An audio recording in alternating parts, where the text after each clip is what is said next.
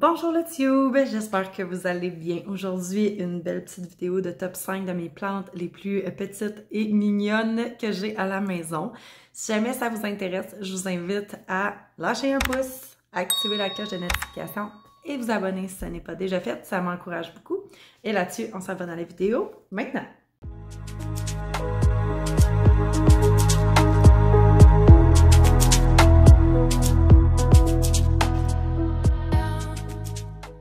Donc, la première plante, dans le fond, de mon top 5, c'est la Philodendron White Wizard que j'ai acheté, ça fait quasiment 1 an déjà. Elle est restée tout petite, mais c'est une des plantes que je trouve les plus mignonnes. Elle ne grandit pas trop vite à venir jusqu'à date. On se croise les doigts, elle est tellement belle. Et puis, en fait, c'est une plante que j'aime beaucoup, les détails de la feuille. Je trouve que le blanc mixé avec le vert un petit peu plus pâle et le vert plus foncé, ça fait vraiment beau, honnêtement. Puis en plus, chaque feuille est différente, fait que c'est super intéressant. Des fois, elle va me sortir une feuille complètement albo. D'autres fois, elle va m'en sortir des 2 couleurs, des fois des 3 couleurs, puis des fois juste des feuilles vertes. Mais je trouve honnêtement cette plante-là vraiment super belle. Puis, c'est ça en fait. Elle rentre super bien dans un décor, elle prend pas beaucoup de place. Puis, bref, chez moi, elle grandit pas vite. Peut-être que chez vous, elle ira vraiment plus rapidement, mais chez moi, elle reste toute mignonne, toute petite comme ça depuis 1 an. Pour la luminosité, c'est une lumière vive indirecte. Puis au niveau de l'arrosage, les philodendrons aiment beaucoup ça quand que le terreau est plus sèche que plus humide. Ensuite, on a mon top numéro 2 qui est la Syngonium albo. Je pense que vous savez tous que les Syngoniums, j'en suis vraiment raide dingue, surtout la albo. La albo a été une de mes premières que j'ai achetées en fait de Syngonium, dans le fond varié ou plutôt un peu plus rare. Et puis, j'apprécie vraiment cette plante-là. D'ailleurs, j'en ai 3 dans la maison, mais la dernière que je vous montre, qui est la plus petite et d'ailleurs la plus mignonne, c'est celle-ci. En fait, elle a 2 feuilles présentement. Elle s'en vient pour avoir sa 3e qui est complètement, elle aussi, albo. C'est le festival des albos ici. Ce que j'aime beaucoup, c'est le pattern sur ses feuilles. Honnêtement, tu sais, des fois, elle peut m'en sortir des toutes vertes, des toutes blanches.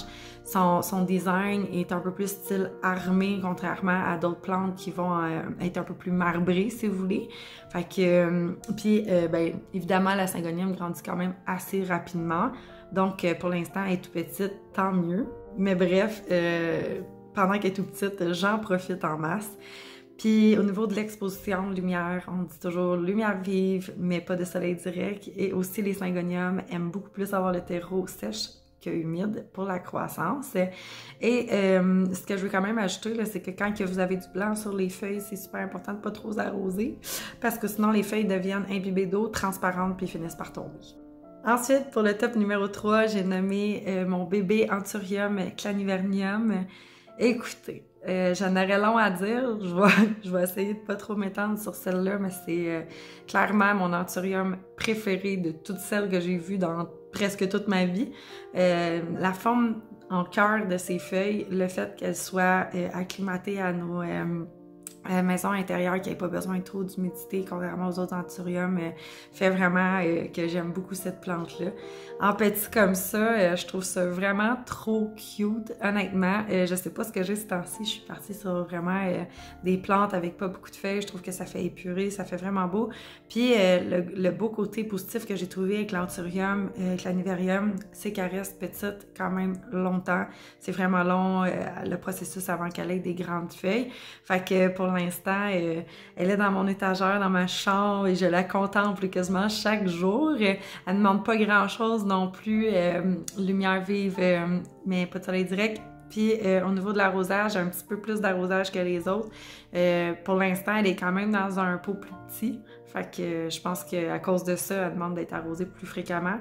Mais dans un pot plus gros, c'est un arrosage régulier. Pour mon top numéro 4, j'ai nommé la Hoya Crimson Queen. La Hoya Crimson Queen, ça fait déjà un bon moment qu'elle est avec moi dans ma collection. C'est une plante qui m'épate, mais que je n'ai toujours pas réussi à comprendre à 100%. Pour vous être bien honnête, parfois j'ai l'impression de trop arroser, des fois j'ai l'impression de pas assez arroser, puis souvent j'ai l'impression qu'elle aime pas tant sa vie. Mais honnêtement, elle est vraiment très belle, mis à part que quelquefois elle perd des feuilles. C'est une plante qui va avoir du rose quand elle va sortir des nouvelles feuilles. Elle sort des branches autant albo que des branches vertes et blanches ou que juste vertes. Ce que j'aime de cette plante-là, c'est le fait que ses feuilles sont un peu plus épaisses que les autres, donc sont moins sujettes à avoir des attaques. Ça, c'est quand même assez plaisant.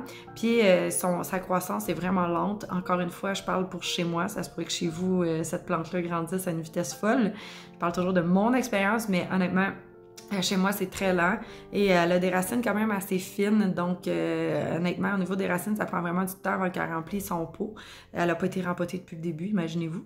Et puis, ben c'est ça en fait, au niveau de la luminosité, moi chez moi, elle est plein sud dans une fenêtre et elle semble vraiment bien s'y plaire. Puis au niveau de l'arrosage, ben comme je vous disais, essayez de la comprendre, là. Moi, je peux pas vous aider. Et pour terminer, j'ai nommé le Syngonium panda. Ah Seigneur, cette plante, si vous me suivez pas sur Instagram, je vous en parle quand même assez souvent, fait que si vous aimez les syngoniums, venez me voir, j'en discute souvent avec les abonnés. C'est vraiment une super belle plante, honnêtement, je suis épatée chaque fois qu'elle me sort une feuille, sa feuille est vraiment, mais littéralement différente. Ses variations, je les trouve super intéressantes, vous pouvez autant voir du comme moitié vert pâle, moitié vert foncé, autant l'avoir en style de constellation sur certaines feuilles.